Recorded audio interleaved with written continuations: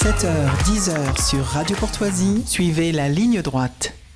Raphaël Audouard, vous êtes avec nous ce matin, mais vous voulez nous parler des élections de janvier dernier à Taïwan qui ont marqué une étape supplémentaire dans les tensions dans le Pacifique. Pouvez-vous nous expliquer un petit peu le contexte ? Tout à fait. En fait, avec le conflit en Ukraine et au Moyen-Orient, on a tendance à oublier que le Pacifique est aussi une zone de tension extrêmement importante dans le monde. Ça s'explique par le fait que Taïwan est revendiqué par la Chine. En fait, il y a eu une guerre civile qui a ravagé la Chine entre 1927 et 1949, qui a opposé les nationalistes au pouvoir du Kuomintang, le parti nationaliste chinois, qui luttait contre les rebelles communistes, qui en 1949 ont triomphé et ont instauré la République populaire de Chine. Et ce qui s'est passé, c'est qu'à ce moment-là, les nationalistes ont fui en fait la Chine continentale pour aller sur l'île de Taïwan, qui faisait partie à l'époque de la Chine. Donc en fait, ce qui s'est passé, c'est qu'on a un seul pays, la Chine, qui est divisé entre deux gouvernements. D'un côté, le gouvernement communiste, la République populaire de Chine, qui contrôle la Chine continentale, et de l'autre côté, le gouvernement anticommuniste de Taïwan, qui a toujours le nom officiel de République de Chine. Donc on a deux gouvernements pour un seul pays. D'ailleurs, il faut bien voir qu'au niveau international, ces deux entités sont considérées comme un seul pays. Ça veut dire qu'au regard de l'ONU, au regard de la plupart des pays occidentaux, Taïwan, c'est la Chine. Et donc d'ailleurs, de situation un peu paradoxale, où l'Occident soutient Taïwan, tout en reconnaissant que Taïwan fait partie de la Chine et donc du gouvernement communiste. Donc on a dans une situation où on a un seul pays dirigé par deux gouvernements. Et donc Taïwan vit en permanence avec la menace que la Chine communiste continentale finisse par vouloir réellement annexer l'île de Taïwan. Et en 2023, donc on a vu des tensions se renforcer, c'est ça ? C'est ça en fait, c'est-à-dire qu'avec la guerre en Ukraine, les tensions entre les deux pays, entre les deux gouvernements se sont renforcées, puisque pendant la guerre en Ukraine, la Russie soutenue par la Chine combat l'Ukraine soutenue par l'Occident. Donc du côté occidental, il y a la crainte de voir la Chine communiste tenter de faire avec Taïwan ce que la Russie a fait avec l'Ukraine. Donc on a vu le 23 mai 2022, Joe Biden affirmer que les États-Unis défendraient Taïwan en cas d'invasion chinoise. Et le 2 août, la présidente de la Chambre des représentants des États-Unis, Nancy Pelosi, s'est rendue à Taïwan pour exprimer le soutien américain à Taïwan. Et en réaction, on a eu des exercices militaires massifs chinois et des sanctions diplomatiques et économiques. Or, du coup, on voit bien que tout cela concerne aussi l'Europe, puisque si jamais la Chine venait attaquer Taïwan et que les États-Unis venaient à soutenir Taïwan, on se retrouve dans une situation un peu comme l'ukrainienne, où l'Europe soutiendrait Taïwan, que ce soit militairement, en finançant l'armée taïwanaise, ou plutôt diplomatiquement, économiquement, en imposant les sanctions à la Chine.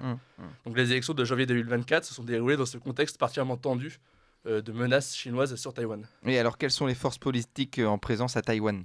La situation politique taïwanaise est dominée par ce clivage. On a d'un côté l'ancien parti nationaliste qui a créé Taïwan, qui est le Kuomintang, qui continue à défendre l'idée que Taïwan, c'est la Chine, et qu'il y a un seul pays donc dirigé par deux gouvernements. Et en face, on a le parti démocrate progressiste, qui sont des nationalistes taïwanais. C'est-à-dire que ce sont des gens qui veulent remettre en cause le statu quo et affirment en fait que Taïwan, c'est un pays séparé de la Chine. Ils veulent remettre en cause un peu cette idée que Taïwan fait partie de la Chine. Ils veulent vraiment instaurer une république de Taïwan et plus une république de Chine.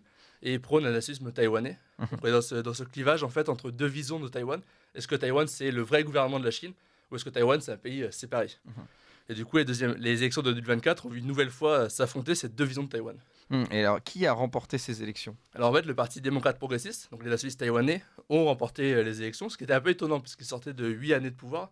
Et il y avait un peu cette crainte qu'après 8 ans au pouvoir, les nationalistes taïwanais finissent par perdre juste par l'usure du pouvoir. De plus, ils avaient présenté un candidat plutôt radical, c'est-à-dire que certes, le parti démocrate progressiste est pour la dépendance de Taïwan, mais jusqu'à présent, leur discours, c'était plutôt de dire Taïwan est indépendante de fait, on ne va pas chercher à aller plus loin. Et en fait, le candidat qu'ils avaient présenté, un candidat plus radical, qui voulait vraiment une reconnaissance de Taïwan comme un pays. Il faut bien voir, comme je l'ai dit, l'ONU et les pays occidentaux ne reconnaissent pas Taïwan. Il n'y a donc pas d'ambassade taïwanaise à l'extérieur, il n'y a pas non plus d'ambassade française ou américaine à Taïwan. Donc l'objectif de ce candidat, c'était vraiment d'obtenir à terme l'indépendance de Taïwan et la reconnaissance de Taïwan comme un pays séparé de la Chine. En face de ça, le Kuomintang a subi une concurrence du Parti populaire taïwanais, qui est un parti, on va dire, centriste, mais qui représente un peu les idées du Kuomintang en plus modéré. Donc finalement, les nationalistes taïwanais ont remporté 40% des voix, contre 33% pour le Kuomintang et 26% pour le Parti populaire. Donc c'est donc une victoire de justesse pour les nationalistes taïwanais qui remportent la présidence, mais qui ont perdu leur majorité à l'Assemblée. Ils vont devoir donc faire avec les éléments les plus modérés des nationalistes chinois pour pouvoir gouverner. Et quelles sont les conséquences de cette victoire alors ? En fait, tout d'abord, cette victoire est vue comme un défi lancé à la Chine. C'est-à-dire que les Taïwanais, malgré les menaces chinoises, malgré les exercices militaires chinois, ont élu un gouvernement nationaliste taïwanais qui prône clairement l'indépendance de Taïwan. Mais en même temps, ce nouveau gouvernement va faire face à un triple problème. D'abord, la réalité du système occidental. C'est-à-dire que Taïwan tient sur le fait qu'il pense qu'en cas d'intervention chinoise, les États-Unis vont pouvoir intervenir. Or, on voit que les États-Unis sont déjà obligés de soutenir l'Ukraine. Il y a la question d'Israël maintenant, où les États-Unis soutiennent fortement Israël. On peut se demander si le bloc occidental aura la volonté ou même la capacité de soutenir un troisième front. Est-ce que vraiment les Européens, déjà on voit qu'avec le soutien à l'Ukraine, il y a des débats qui sont faits. Est-ce que vraiment les Européens voudront payer pour l'armée taïwanaise, voudront éventuellement faire des sanctions contre la Chine qui auront des conséquences économiques bien plus graves que les sanctions contre la Russie? Donc on peut se demander la réalité du soutien occidental à Taïwan. Ensuite, il y a des problèmes structurels à Taïwan que le conflit actuel ne résout pas. C'est-à-dire que toute la vie politique taïwanaise est centrée autour de ce débat, autour de l'identité taïwanaise, et que d'autres sujets sont complètement délaissés.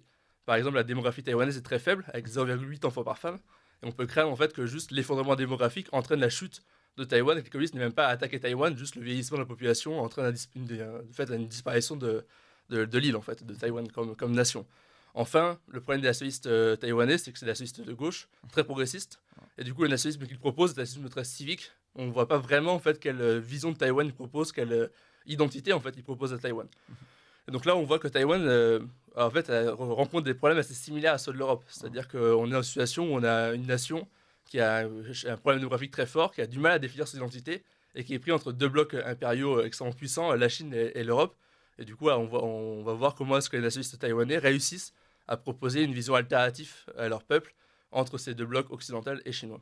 Et puis en plus, on rappelle que Taïwan est le premier producteur de semi-conducteurs. Oui, donc évidemment, ça pèse dans les relations internationales. Merci beaucoup, Raphaël Audouard. Je rappelle que vous êtes directeur de la Fondation d'identité et démocratie. On vous retrouve la semaine prochaine pour une nouvelle chronique. Merci à vous.